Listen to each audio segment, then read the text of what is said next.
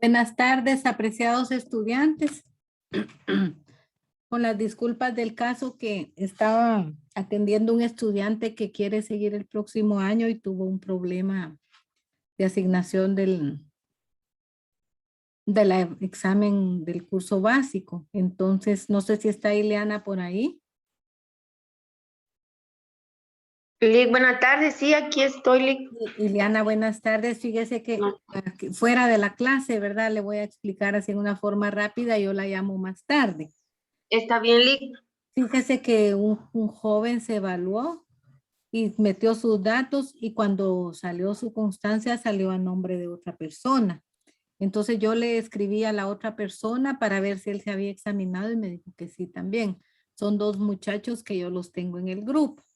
Entonces, Ujú. yo la voy a llamar más tarde o le voy a pedir favor al joven que se comunique con usted si usted fuera tan fina de podernos apoyar en ese sentido porque el licenciado Rigo no me responde. A señor Rigo Vaya, también le expliqué el caso y me dijo que con mucho gusto me apoyaba, pero no sé qué pasó ahí. El joven pues confía en mí, ¿verdad? Pero como nosotros a veces de trámite administrativo, ahí nos quedamos un poco que no sabemos para dónde recurrir.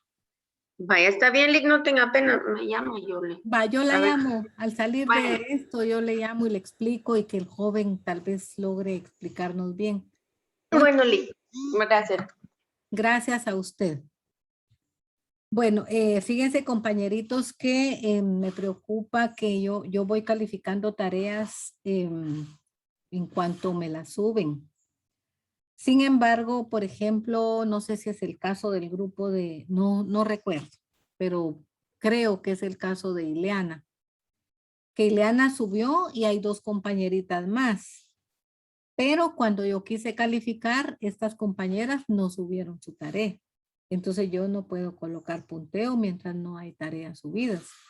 Entonces yo no sé qué está pasando. Así podría decir yo que es falta de responsabilidad, pero en realidad no sé, porque si hicieron el trabajo, si están anotadas, no sé si es el grupo de Ileana, porque no recuerdo, pero sí hay uno o dos casos donde sí aparecen en el trabajo. Yo le califiqué a la persona que lo tiene y cuando yo quise ir al trabajo de las otras dos compañeras, dice tarea no entregada, entonces ahí no sé qué pasa. Solo se los digo a manera de que ustedes reparen la situación. Aquí por medio de la plataforma, pues yo no puedo hacer nada por el momento aquí y ni ustedes. Pero sí, yo quisiera que, miren, nosotros hemos hecho mucho con estar insistiéndoles y tratando la manera de que ustedes entreguen, porque la intención de nosotros es que ustedes vayan ganando sus puntos. Pero no sé si sea compartida la responsabilidad o cae más la responsabilidad en el estudiante, ¿verdad? Porque al final, supóngase que yo no me interesara, pues no entregó la tarea y perdió.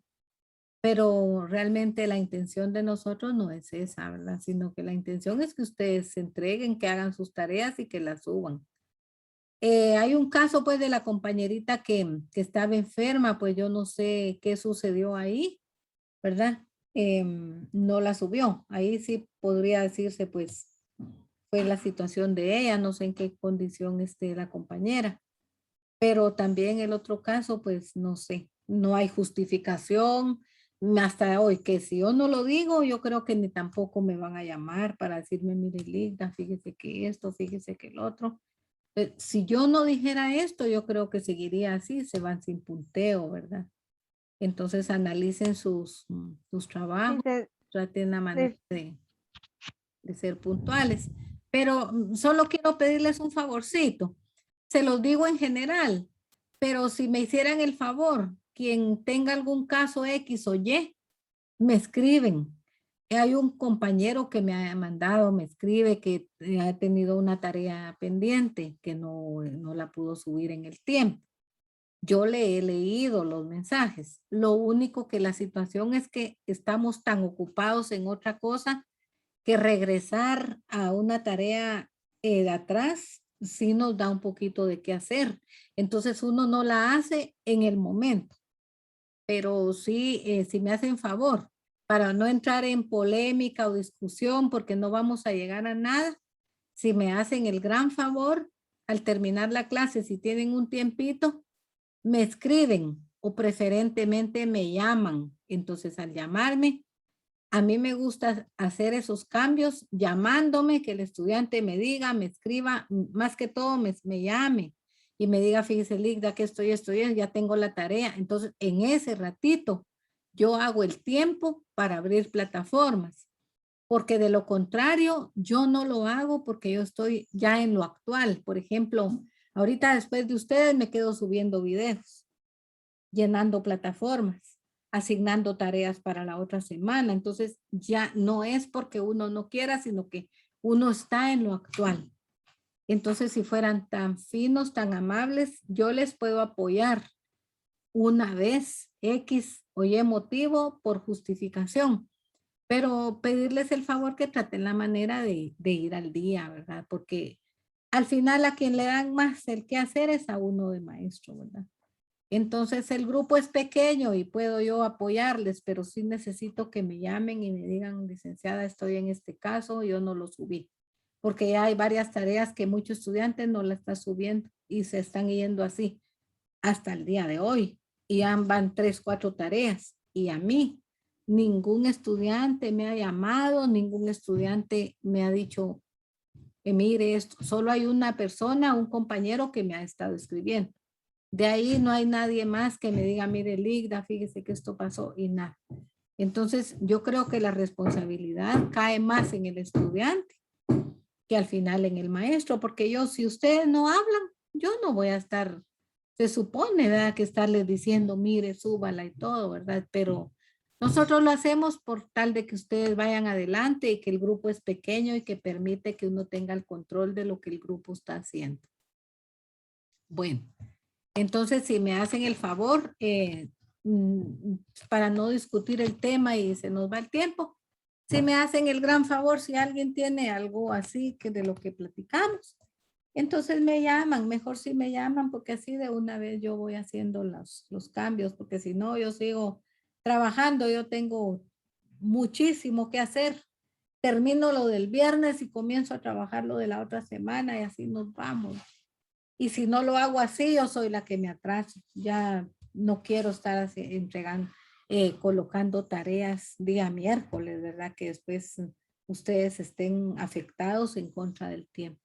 Yo trato la manera de llenar todo lo de la plataforma entre sábado, domingo, hasta día lunes, que todavía yo logro ir subiendo de las 3 clases que yo tengo a mi cargo.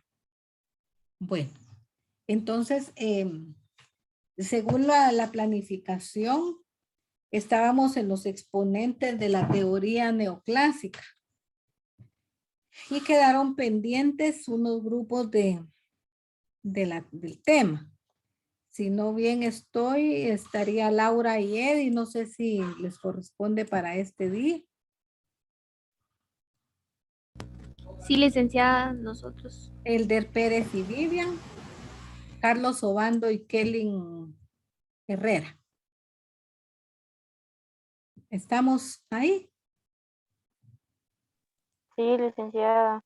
Vaya. Entonces, antes de que comencemos, por favor anoten su nombre. Aquí hay, vamos a ver, 13 participantes y creo que solamente, vamos a ver si me da el número, no sé si es 11, han anotado su nombre. Entonces, si me hacen favor de anotar sus datos para tener constancia de su asistencia. Entonces, le cedería yo la palabra a Elder, perdón, a Laura y Eddie. ¿Qué nos traen de información sobre el tema de Cesareo Gonzana y Daniel Penulli?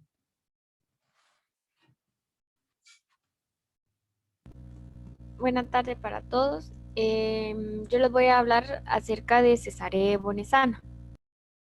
Él era un marqués proveniente de Becaria. Su fecha de nacimiento fue el 15 de marzo de 1738.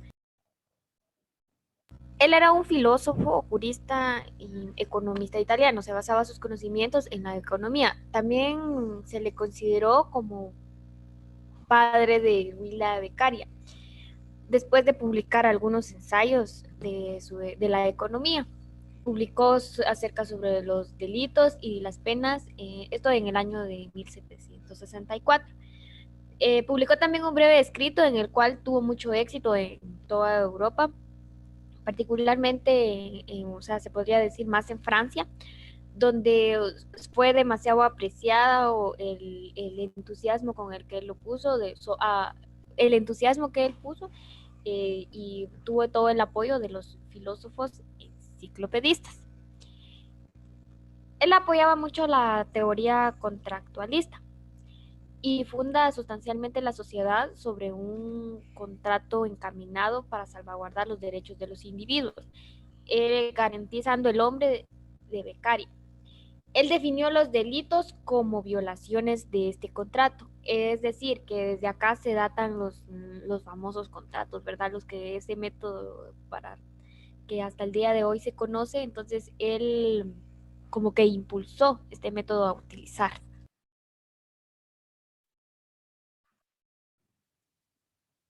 Ahí estamos, Laura.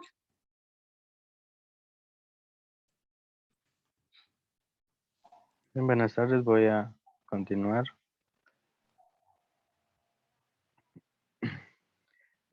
Para Daniel Bernoulli, él nació en el año 1700, en el siglo, por el siglo XVIII más o menos por ahí. Entonces él hablaba mucho sobre la teoría de la utilidad que esperaban los economistas en ese entonces. La, mm, Esta teoría de la utilidad habla también en en el aporte que tuvo Daniel a la teoría de las probabilidades. Las probabilidades que un economista o una empresa o alguien o un consumidor va, va a, por ejemplo, cuando alguien va a comprar algo, piensa en las probabilidades, para qué le va a servir, para qué le va a ser útil algo. Entonces, en eso se basó esa teoría, en el apoyo a las probabilidades y a la función de la utilidad. Esto quiere decir que una persona va a comprar algo dependiendo de qué tan útil le va a ser en su vida. Entonces, los empresarios, pues, eso van viendo qué le es útil a la persona y entonces ese producto van a lanzar al mercado, más al mercado. Y entonces ahí es donde se generan las ganancias, porque este Bernoulli fue un matemático, un gran matemático, y él apoyó mucho esta economía. Y entonces se basó mucho en eso, en las probabilidades de qué tan útil le era un producto a una persona, y así iban a generar ganancias los empresarios. Gracias, Eddie. Le voy a poner un ejemplo y usted me dice y me explica. En la actualidad nos quedamos trabajando por medio de Internet, en plataformas, computadoras y todo. Bueno, los teléfonos, por ejemplo, no sé si le logré entender el valor de uso y el valor de cambio. El de uso es la utilidad, como dice usted, que tiene el artículo, ¿verdad? Y entonces ellos ven la demanda en el valor de uso. El caso actual, que un teléfono será una necesidad o realmente ahora ya o es un lujo. Fíjese que como bien lo menciona ahí, hay muchas probabilidades en este caso. Muchas personas definitivamente lo usan por lujos, pero la mayoría de personas en la actualidad es por la utilidad que esa tecnología representa para la vida, no solo para la vida, sino para el trabajo, para el estudio, porque si se dan cuenta últimamente, con base a lo sucedido por la pandemia, el teléfono celular se volvió una herramienta de trabajo tan útil para las personas de pequeñas empresas, por decirle así, incluso las grandes empresas también, por medio en el cual están vendiendo están ofreciendo sus productos. Entonces, yo considero que las empresas vieron esto y han sacado muchos beneficios a los Innovación. celulares, innovaciones para apoyar también y obtener ganancias con esta necesidad de las personas. Sí, porque ¿qué piensa usted acerca de hecho, pues me imagino que tienen sus cualidades, pero hay un teléfono que vale 11,000 y a los 6 meses ese ya no sirve. O sea, no sirve, sino que sacaron otro 6 meses después que vale 12. ¿Qué está haciendo ahí el? Pues en este caso, pues como los avances tecnológicos cada día, pues van creciendo, ¿va? Entonces ellos al momento de hacer una actualización del software, por ejemplo, de la cámara, entonces ven la necesidad, o sea, que va a servir de mucho, entonces le ponen un precio más alto y lo sacan con otro número, en el caso que usted dice, o por Ujú. ejemplo el 11 y el 12. Entonces, en este caso, pues yo pienso que las personas que tienen el acceso a ese tipo de gastos, pues lo hacen, ¿va? Ahora, si una persona que no tiene necesidad de comprar eso y lo compra, pues es una inversión fallida, ¿va? Sí, o sea que pienso que tal vez es una mínima que le hacen el cambio, pero ya ahí es eso del negocio y la ley de la oferta y la demanda. Solo le cambiaron el color y entonces muchos estamos ya como en eso, ¿verdad? Cayendo en el juego de comprar, por ejemplo, los que estamos en la universidad y necesitamos, cada día tenemos sed de querer tener un teléfono más caro, no por lo caro, sino que por el uso que nos sirve, ¿verdad? Por ejemplo, a mí pues me tocó, yo tenía un teléfono más bajo y por la misma situación yo dije, pues sí, me ofrecieron un teléfono y dije, yo, sí me sirve en este momento. Tal vez antes yo no lo hubiera comprado, pero ahorita dije, sí me sirve porque me descargan esto, tengo archivos de aquí, alumnos me escriben y en fin. Entonces sale pues al tema que usted está hablando. No sé si tengo o no tengo la razón, asociando lo que usted dijo al tema que yo le estoy poniendo que está en la actualidad, pues. Sí, eso es en el punto de que se basa las probabilidades y la utilidad de que se espera de algún producto en la actualidad. Sí. Bueno, entonces le agradezco mucho, Eddie, y vamos con los compañeros Elder, no sé si está por ahí, y Vivian. Buenas tardes, licenciada. Elder, buenas tardes. Buenas tardes, compañeros. A nosotros nos tocó hablar un poco sobre los economistas neoclásicos, Jules Arsene y William Steinler Jones. Entonces, vamos a hablar un poquito sobre Arsene Jules. Dice que nace en Italia el 18 de mayo de 1804 y muere en ese mismo país el 15 de septiembre de 1866. Según lo que leí, dice que fue un ingeniero matemático y economista francés. Es el más conocido de los fundadores de la prestigiosa Escuela Francesa de Ingenieros Economistas. Sus contribuciones a la economía en ese tiempo fue que se dedicó más que todo al utilitarismo, a la ciencia del utilitarismo, en donde él decía que realmente las sociedades en ese tiempo necesitaban un producto que se midiera por una utilidad, no tanto por una necesidad, sino por una utilidad para poder así costear y poder utilizar todo su economía, o sea, llevarla de una buena manera. Él pensaba que el consumo de los productos no era una necesidad así básica, por decirlo así, sino que habían curvas de necesidades, habían curvas de consumo donde se consumía el producto, sí, solo sí, era una utilidad para la persona. Entonces, él decía que un producto no se basaba su utilidad en los valores de producción, en los costos de producción, sino en la utilidad, en la satisfacción que el cliente iba a sentir al momento de comprar este producto.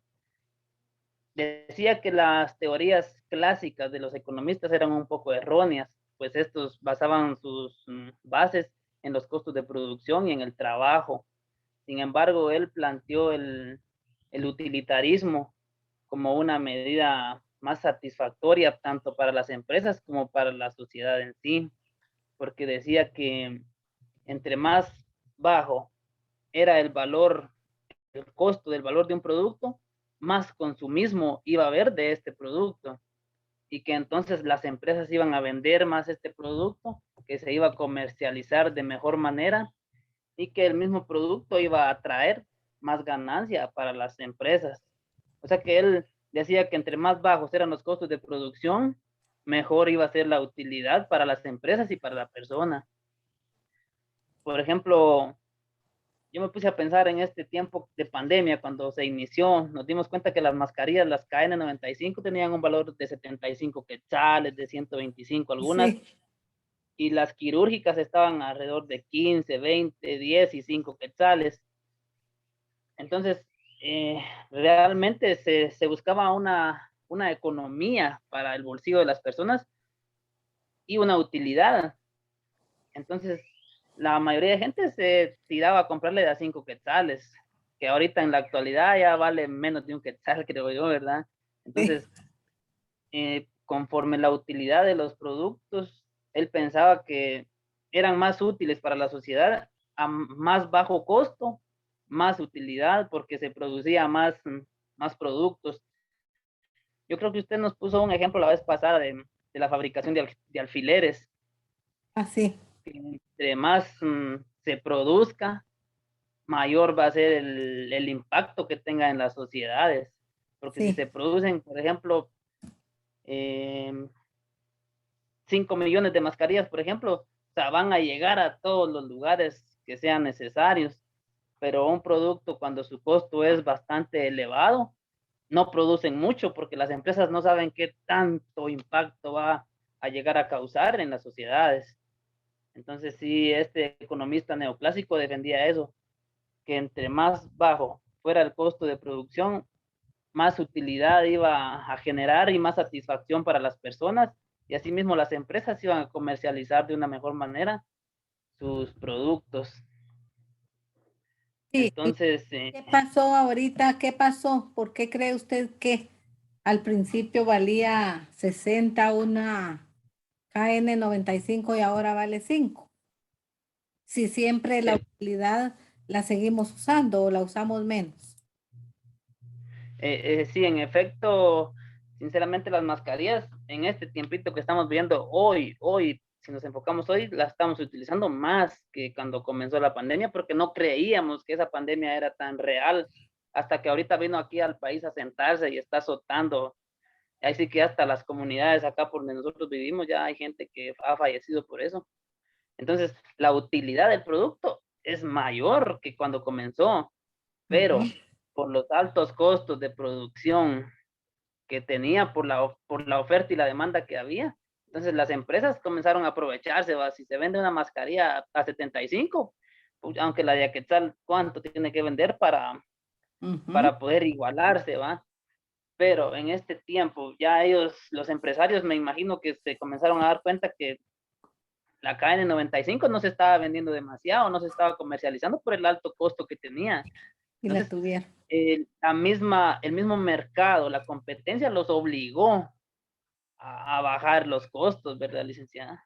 Sí. Porque los clientes, yo por ejemplo en mi caso, yo no compraba una mascarilla de esa porque es muy cara, imagínense, me iba a servir 2 o 3 días y ya entonces no podíamos estar trabajando solo para eso, ¿verdad?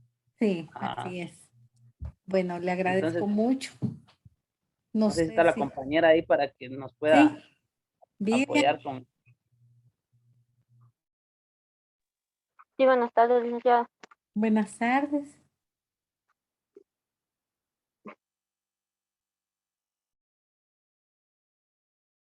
¿Qué nos puede aportar usted sobre William? Ahorita, licenciada. Bye.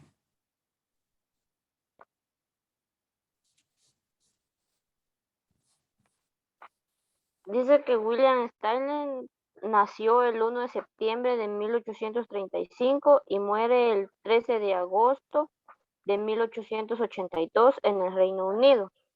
Es considerado el padre de la teoría de la utilidad marginal. Sus ideas sentaron la base para una revolución en el pensamiento económico. Sus enfoques más reconocidos en la economía fueron su abordaje matemático de la teoría económica, en particular el uso del cálculo diferencial para tratar las cuestiones de la riqueza, el valor, la utilidad, la oferta y la demanda del intercambio. Steiner consideraba la economía como una ciencia matemática, ya que la economía las cantidades de riquezas.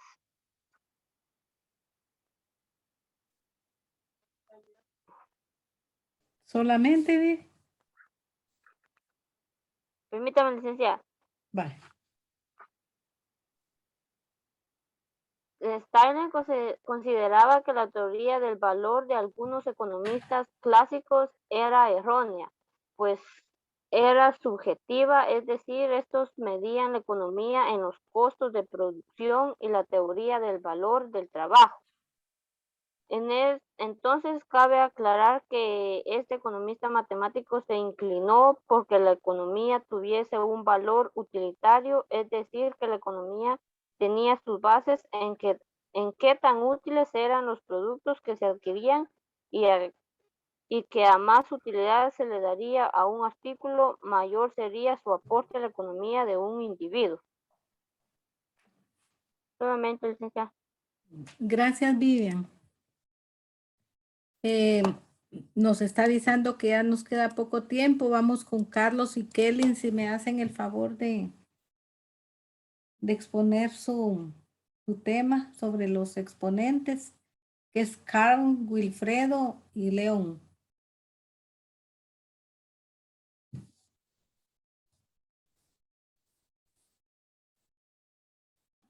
Licenciada, la captura.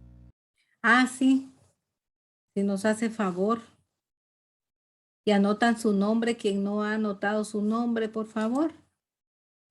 Buenas tardes, licenciada. Buenas tardes, Kelly. Abramos la cámara. En esto, Laura nos toma la foto y Kelly nos comparte.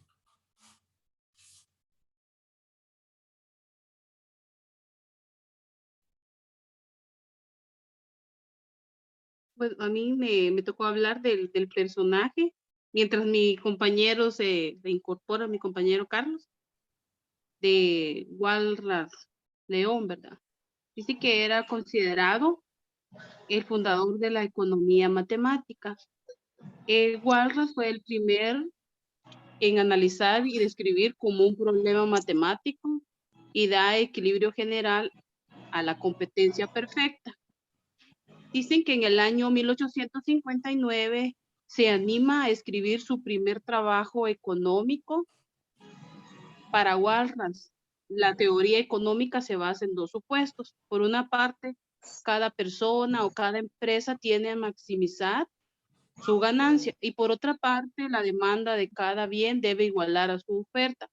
Entonces dice que para Walras, él se esforzó mucho, dice, en el análisis de los resultados de los mercados libres de competencia. Entonces, como comentó mi compañero Elde, donde dice que él habló de las mascarillas, ¿verdad? Entonces acá el economista León habla de igualar el bien o la demanda a la oferta. Entonces, entre más ventas haya, más ofertas tiene que haber, ¿verdad? O sea, se tiene que igualar a la demanda como las ofertas.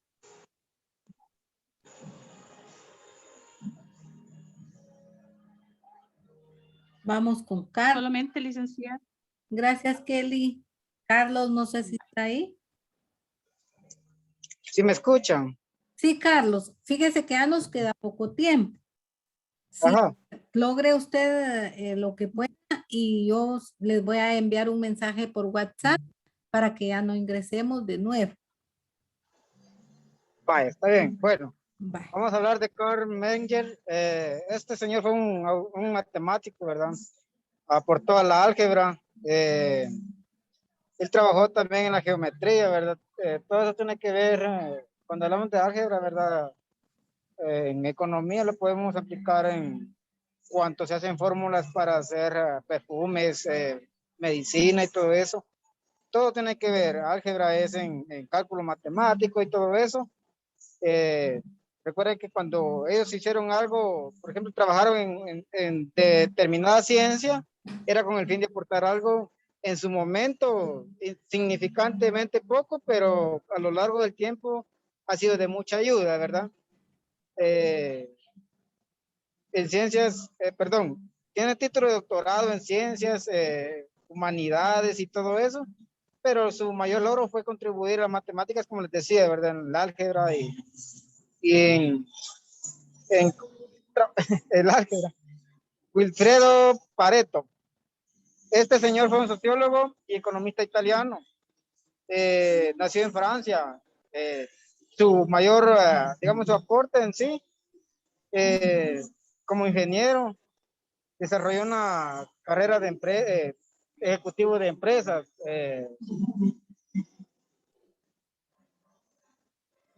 Pasó de los aspectos prácticos a los teóricos de la economía. ¿Qué quiere decir esto? Que él lo que sabía de economía lo puso en práctica en sus empresas donde él laboró.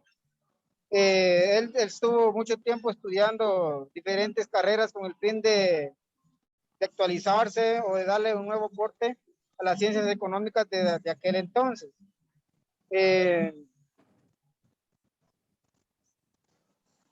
Dice que trabajó durante 23 años como ingeniero y empresario, ¿verdad? Entonces quiere decir que él también tenía sus empresas donde él producía.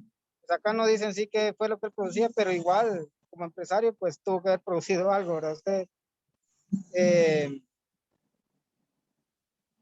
dice que es considerado a menudo como el fundador de la economía matemática. Analizó y describió un problema matemático con el equilibrio general. Digamos, él más que todo, su aporte fue calcular los precios en base a los movimientos del producto o de los productos que se dan en la sociedad. Cada uno, recuerden que la gasolina en un lugar tiene un precio y en otro tiene otro precio. Él tuvo que ver en cómo calcular o por qué darte dicho movimiento en los precios que tenía cada uno de ellos, ¿verdad ustedes? Por ejemplo, el costo del transporte, ¿qué les digo yo? El pago del empleado, todo eso, él lo tuvo que ver averiguado mediante su aporte al estudio de la economía. Creo que eso es lo que podría aportar de lo poco que le entendía lo que estas dos personas hicieron, a lo cual el aporte que ellos hicieron, pues si nos damos cuenta, en la actualidad tiene mucho que ver, ¿verdad? El desarrollo, como les decía, del equilibrio del precio de las cosas, de los productos, dependiendo del lugar donde se encuentre. Como decía, la gasolina en un lugar vale un precio y en otro vale otro precio por el transporte, el pago del empleado, maquinaria y todo eso, ¿verdad? Bueno, el tema está bastante discutido. Lo logramos comprender de acuerdo a todo lo que hemos escuchado de ustedes, de parte de ustedes. Entonces, como los bloques de aprendizaje se están desarrollando casi en 3 sábados, se supone que este 14 termina el bloque. Entonces yo tengo programada la evaluación, inclusive hay una evaluación parcial, pero la voy a hacer para no este fin, sino que el otro fin de semana, para que no se nos junte mucha tarea, porque estaríamos hablando del parcial, de la evaluación final y una tarea